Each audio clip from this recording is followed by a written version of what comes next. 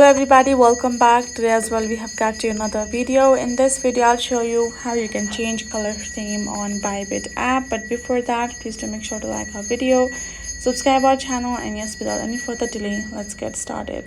So for that, simply go ahead, open up your Bybit app on your phone, and then this is how the interface gonna pop up. Now from over here, tap on this option of profile icon given on top left corner.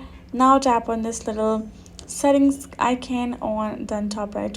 Now you're gonna find this kind of interface. On top you will have account info, and at the second you will have settings section.